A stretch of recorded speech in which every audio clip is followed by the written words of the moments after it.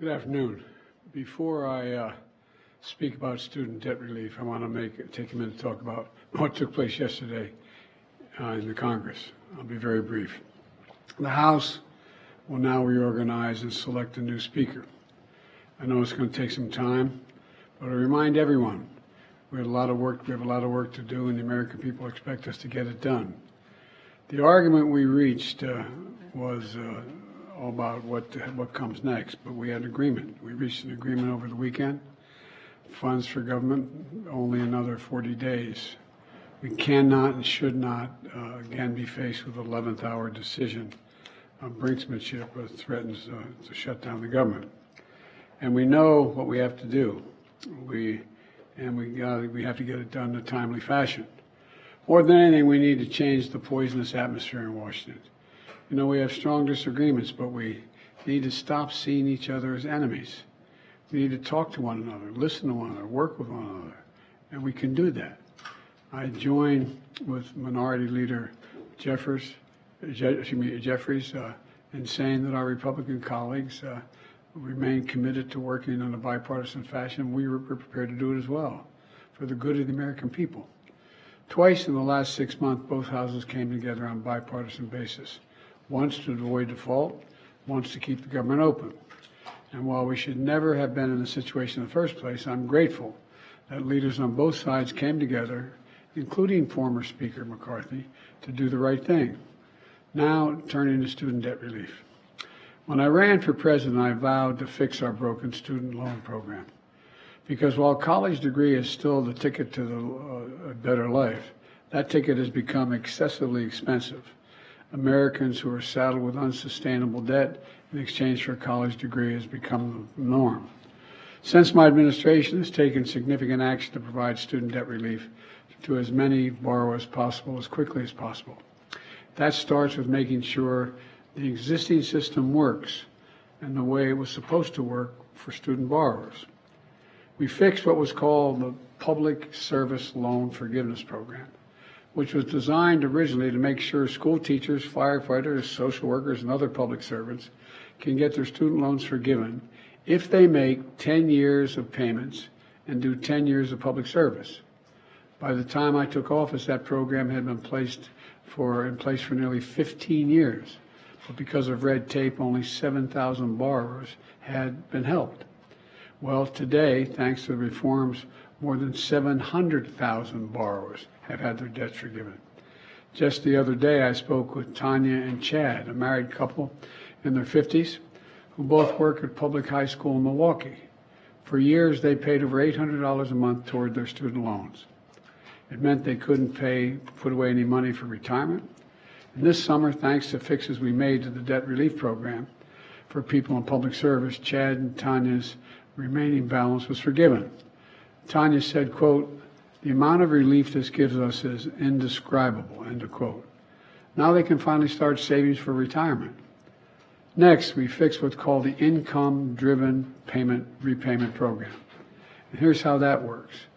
If you have an undergraduate loan, after 20 years of straight paying, not missing paying the debt on a monthly basis, whatever is left of your loan is forgiven after 20 years.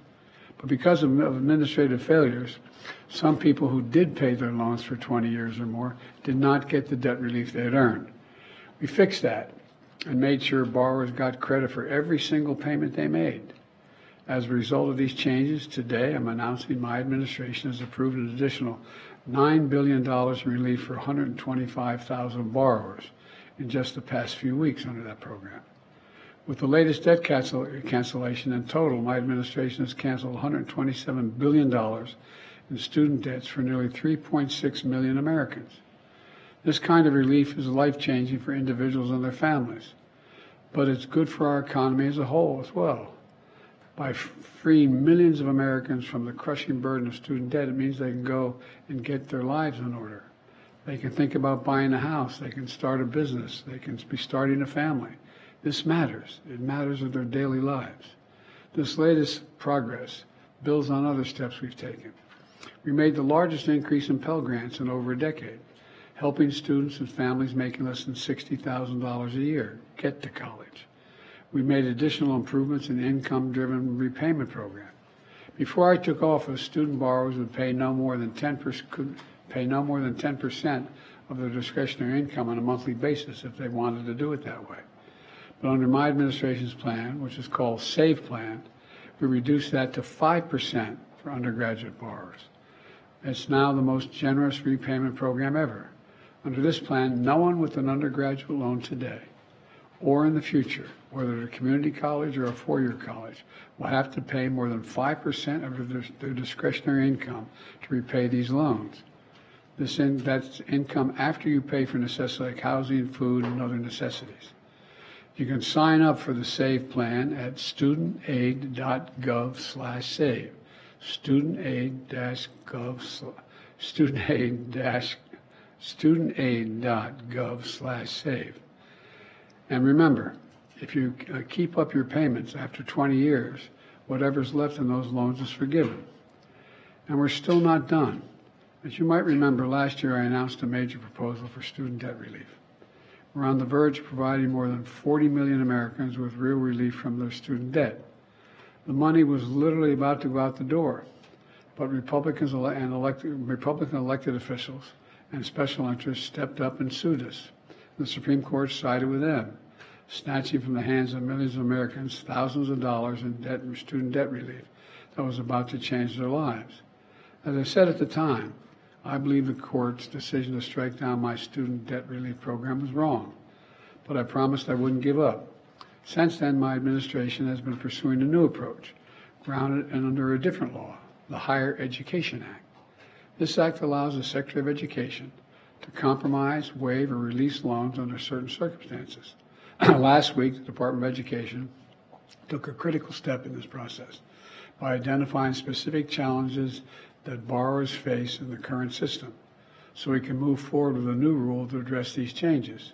For example, there are many borrowers who have made payments for many years, but because of interest, they still owe more than they originally borrowed. My administration is doing everything it can to deliver student debt relief to as many as we can, as fast as we can. This is in contrast to House Republicans who helped block the previous debt relief plan, nearly shut down the government over the extreme demands, which would have hurt hardworking families. But they had no problem with the Paycheck Protection Program. Remember that? The PPP program during the last several years, which was designed to help business owners who lost money, which was legitimate, because of the pandemic. Members of Congress got over hundreds of thousands of dollars because their businesses lost money. It was a worthy program. But let's be clear. Some of the same elected Republicans or members of Congress who were strongly opposed to giving relief to students got hundreds of thousands of dollars in relief for themselves to keep their businesses open. Several members of Congress got over $1 million, and all those loans were forgiven. The hypocrisy of this I find stunning. I supported that program, and I support the student debt program. My administration will continue to use every tool at our disposal to help ease the burden of student debt, so more Americans can be free to achieve their dreams. It's good for our economy, it's good for our country, and it's going to change their lives. Thank you very much. Mr. President, questions on Speaker McCarthy, if I can. Speaker McCarthy said that the two of you hadn't spoken directly in a long time. Why is that, and are you committed to engaging more regularly with the next House Speaker? We had two agreements we shook hands on, and I assumed he was working with, I knew he was working with the Democrats in the House and Senate. It wasn't for me to do anything. If he wanted to talk to me, I was available. I'm available to whomever wants to talk to me. But the idea that I was going to somehow convince McCarthy to change his view was not reasonable. Can I ask you very quickly, does the disarray on Capitol Hill after your conversation with allies yesterday worry you that you won't be able to deliver the aid that the U.S. has promised to Ukraine? It does worry me, but I know there are a majority of members of the House and Senate in both parties who have said that they support funding Ukraine. With your, I'm going to be announcing very shortly a major speech I'm going to make on this issue and why it's critically important for the United States and our allies that we keep our commitment. Mr. President, are you also concerned about the rest of your domestic and foreign policy initiatives being imperiled because of what we saw happen yesterday, the dysfunction in Congress, the chaos that we saw on the House side? Does that concern you in any way? The dysfunction always concerns me. The programs that we have argued over, we passed bipartisanly, I'm not concerned that they're going to all of a sudden come in and try to undo them, although there will be some. There will be some, I'm sure. There's half a dozen or more extreme MAGA Republicans who would like to eliminate just about everything I've done. But I don't think that's going to get there. Mr. President, have you promised? If I may, without additional funding, how long will the United States be able to support Ukraine? We can support Ukraine in the next tranche that we need, and there is another means by which we may be able to find funding for that, but I'm not going to get into that now. Mr. President, have you promised President Zelensky ATACMS for Ukraine? Say again? Have you promised President Zelensky during his visit in the White House that you would provide ATACMS, the long-range missiles for Ukraine? I have spoken with Zelensky, and everything he's asked for, we've worked out. Tell us a little bit more about this speech you're going to give. What argument are you going to make? Why don't you wait and listen to it? I'm going to make the argument that it's overwhelmingly in the interest of the United States of America that Ukraine succeed. And it's overwhelmingly in our interest. I've spent 2.5 years putting together coalitions that no one thought could be put together. And they've strengthened us across the board, not just as it relates to Ukraine, whether it's Japan and South Korea, or whether it's what's happening in Europe itself. And so I think that it's clear to the vast majority of the foreign policy community on both left and right that this has been a valuable exercise for the United States of America to increase the support we have around the world. And what I don't want to do is we put together over 50 nations supporting Ukraine.